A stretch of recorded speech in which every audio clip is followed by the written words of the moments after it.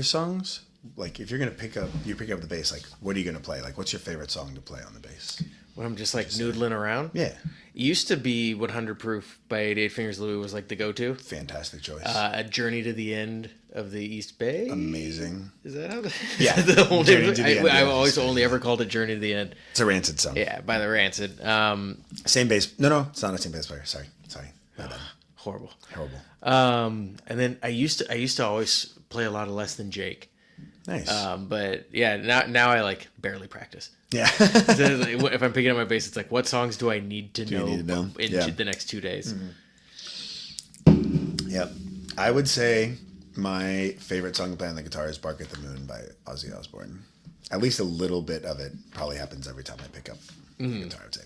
And Break Stuff by Limp Bizkit, of course. Well, yeah, obviously. Obviously, like that goes without. I didn't even just say that. Yeah, everybody just assumed. Because it shows off your technique. I actually, yeah, seriously. I actually play that every day at soundcheck before on tour now. It makes me very happy. Well, because you have to balance out your ska. Oh dear God, yeah. At least one person who's working the venue is like, yeah, every time. Speaking of venues, here we are. This is the Remember the Times podcast. I'm Mitch. This is AJ. We're talking about our days on Warped Tour. Yeah. Day 2 now. Day 2 of Warped Tour 2007. This is June 30th. I think it's called Seaside Park in Ventura. I don't know if that's still the name, but that's what it was in 2007. Sounds right. So June 29th, we completed our first day in Pomona, and we finished around midnight and had to drive to Ventura. And actually, we got to sleep in a hotel. My parents were coming to the Ventura show, and they got a hotel room. I think we must have got there at like 4 a.m, and they let us sleep on the floor for like 3 hours. I don't remember that at all. I have a very vague memory of it, and there's pictures of us like looking very tired, like in the parking lot about to leave. So I just remember it because of that mostly. Huh. Yeah. So yeah, we got like 3 hours of sleep on the floor.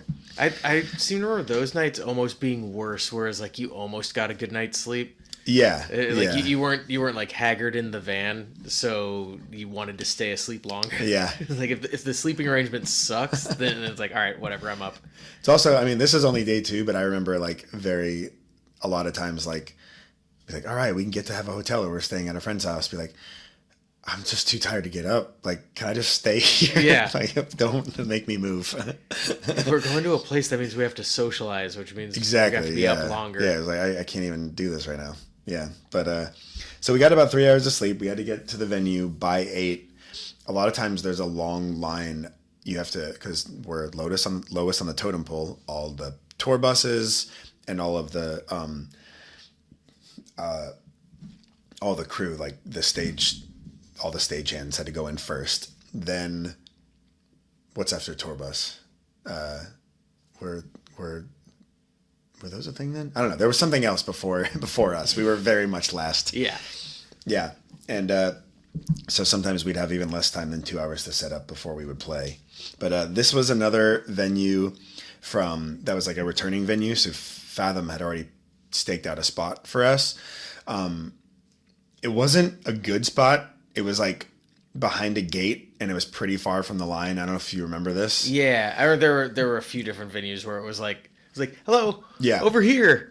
Super far away, but like, I mean, we were still way too excited to be on Warped. But I think this was like my last day wearing makeup on the tour, almost, because it was just like, it's too. I think I had already given up spiking the mohawk. yeah. I just had like natural hair in a mohawk.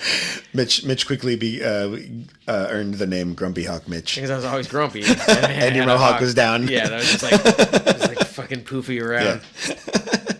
And it was so we played the set. It was fine, but we didn't sell as much as we could have because I think it was like such a distance. People like weren't really paying attention. Yeah, like, is that actually supposed to be happening? Yeah, pretty sure I see a band over there. Yeah, but we made up for it. We had really figured out a much better system just from taking notes from Fathom and all the other small bands. But we must have asked some friends to like pick up their CD players or something, because there's pictures of us on that day like having CD players and stuff. I think I remember the first day we didn't think to like have something for a method for people to listen, and by the next day we did, and I don't know where they came from. Well, a lot of our friends came out, so we must have asked somebody to just bring some maybe stuff because there's pictures of it. But James, our old guitar player, and Sean's older brother came out to the show, and I think Alec was there again. Like some of my parents were there, but yeah, there was a ton of people there. It was really exciting to see. Not that this is like an issue, but like we were still working out, like, you know, we're working there, but everyone was like hanging around our tent the whole day, so it was making it a little more difficult for us to like we need do our job. Like, hey, we actually do need to hustle and like sell some CDs though, if you guys wouldn't mind. We need lots of money, and they would like, you know, they were just like hanging out in the back of the tent, and on occasion I was like, it's hard not to get distracted. Yeah, especially when your friends are there, and it's like, this is our first big tour. We wanted to like, you know, obviously wanted our friends to come hang and stuff. But so that was interesting. But we definitely we sold way more stuff that day. So that was really exciting. I mean, was that most of the notes? I think pretty much, yeah, if you hear that in the background, that's Waylon trying to get into the room where his food normally is. The main thing I remember from the night was Ken had come that day, and he wanted me to go hand a CD to Death by Stereo's drummer. Everybody was hanging out. There was a barbecue that night, I think. I don't think the drive was too long. Mm-hmm. We'll explain the barbecue in a little while. But everybody was hanging out on Pennywise's bus. And so I had to go on the Pennywise's bus and go hand one of our new EPs to Death by Stereo's drummer. And so I went on the bus with Fletcher, and this was my first time on the tour bus. Yeah. And I was just like in awe. I couldn't believe this is how some people got to fucking live and tour. I was so excited, but I think he could tell, because I think I sat down, I was just like looking around like, oh my God, this is so cool. And I remember you doing this. We were like, you got to go on the Pennywise? Yeah. And, but Fletcher, I think he clocked it, and he was just like, what's up, AJ? And I was like, hey, Fletcher. He goes, you want a piece of cheese? Sure. Yeah, we got cheese on this bus. You got anything you want. I don't know why that was the thing he offered me, but yeah. So I gave him that. But yeah, I guess now that I do that, I remember that you guys were jealous I got to go on a bus. Yeah. My first time. But so just to finish up the episode, there's something called the Warped BBQ, and that happened on days that there wasn't that long of a drive in between the next cities, and there was one band that would pull around. Instead of a trailer behind them, they actually had a grill. Yeah, they had like a huge kind of smoker grill set up attached to the back of their van, and drive it around, and Kevin Lyman, the owner of Warped Tour, would give them money to go buy food to grill, hot dogs, burgers, anything, and they would set up the grill, and they'd have like a bar station, and the entire tour, all of the bands would come. But far and away the coolest part of the tour. That was so much fun. Because it was like that first day, the rehearsal day that we talked about last episode, where like everybody's just kind of equals hanging out and rubbing shoulders. But it was almost every single night, and it was just like, you like hot dogs? Yeah, I got a hot dog. Everybody's just kind of eating barbecue food. And it kind of saved us, honestly, because you didn't have to pay for it. Yeah. It was like just an unwritten rule that you tipped them for doing all of the work and stuff. And we had $0. So we literally just like got to eat a full meal for like $2 a person. Yeah. And hang out with all of our favorite bands. So that was kind of a lifesaver. Like that was like our first and only meal every day at 11 o'clock at night. Can't wait for those hot dogs. Yeah. So it was after you were done loading up everything, after friggin' 11 hours of doing that nonsense, then we got to go eat food and mingle with Killswitch and Pennywise and stuff. And yeah. And by mingle, a lot of the time it was like, oh, that's them over there. Yeah. Like, oh. More often than not. But we made friends pretty quick. We did. It'll come up more so, but we were a metal band, so we probably should have been making friends with metal bands. If we were being cunning and sharkish, and like, but instead we were just like we're just about it. Yeah, but we were just like meeting people that were like, oh, you're cool, and you're actually like friendly to us. Yeah, and also beyond the barbecue, Pennywise would set up this whole like I forget what they called it. They had a name for it. It was they all set up these tents in the back by their buses, and everybody would just hang out under the tents. Sanctuary City or something. Yeah, like something that. like that. It had a name like that, but like we became very quickly friends with. I mean, Pennywise was already like our big brothers, but like we got to know the rest of the band really well. Jim and Byron and Randy, and we made friends really quick with Pepper, the reggae band. Which they will come up a lot more. But yeah, so we were hanging out with punk bands and reggae bands the whole tour, which was great fun. Probably not the best business move, but that's what we were doing. Yeah, in retrospect, as like an up and coming metal band, would have been very cool to be like buddy with Killswitch. Exactly. But there wasn't like an easy way to access them or anything. Like nothing natural that you could just like walk up and go, "Hi, hello."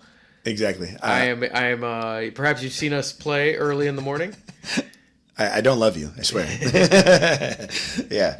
But yeah, so that was our first night hanging out with everyone, I remember. But yeah, we became friends with Pepper and Pennywise real quick, and they helped keep us not starve. I think they also spotted, like they're pretty intuitive. They clocked that like a lot of times there'd be these big social gatherings, and we would just be like we'd be with ourselves and like kind of looking around. Like, yeah. Actually, okay, I think this was this night. I'm not positive. First off, Fletcher was very proud that he was like telling everybody like I got him their first tour. Like yeah, so that was really cool that he was just like meeting us to everyone. But I don't remember the word he used. Exactly, but there was some kind of like almost fight broke out like in this like Sanctuary City thing, and Kaleo from Pepper was like, "Whoa, like everybody calm down. Everyone's cool. I'm cool. He's cool. Even the little gremlin from Sum 41's cool." Just talking the singer, who's actually like shorter than me, which is like hard to do. But he was in the Sanctuary City, but like a couple tents over or something. Yeah, just like man. I just realized on this podcast, Sum 41 just catches a lot of strays. Oh my god! Whoops! Sorry. For no reason. I'm just I'm attaching myself to your train there of hating Sum 41. I like him. I don't know why. I don't know why. The way he said that though was just like he wasn't even talking to him. He's like, even that guy. Yeah, everybody here's cool, man. Even that little fella, he's cool too. So yeah, that was our first Warped Tour BBQ experience, and yeah, that's it. Now we are pretty much our longest drive ever. We're driving up to Mountain View for the next day of Warped Tour. Our first day. Now, do I remember, is this the chunk of the first Warped Tour where we would go really up north, then really down south, then really up north? That's the end of the tour. Oh, okay. Yeah. Okay. I remember there was we called it the Goofy movie route, because you watch a Goofy movie where Goofy's driving his son to the concert and they like zigzag up and down the entire country and like do some loop-de-loops and like. Yeah, this year was bad, but I remember 08 being like what the. Who booked this? Yeah. This is horrible. It was just whatever venue said yes first. But I remember that was when I started getting like all cynical, because like all these bands talking about like the environment. Like, do you have any idea how many semi trucks just had to backtrack across the entire state? All of a sudden, you're a hippie. Yeah, I became such a I don't know. It was more like about the hypocrisy of it. Yeah. I don't give a shit about this planet. Yeah. Well, I mean, in their defense, they're not doing the driving. Yeah. That's fair. I think that was what it was really about. Like, we have to do the driving. They don't care. They get to sleep, but we get to have 45 minutes of sleep because of this nonsense. But yeah. More fun to come in future episodes. Yeah, that's episode 2. We're on night 3 of 2 hours of sleep, about 3 hours. Episode 2. That was 3 nights in a row. I mean, we're finding out that we're not sleeping. Yeah, gotcha. Yeah. But yeah, all right. Next one is Mountain View, day 3 of Warped Tour 2007. Oh, baby. Here we go. All right. See you there. Bye, everyone. Bye. Thank you.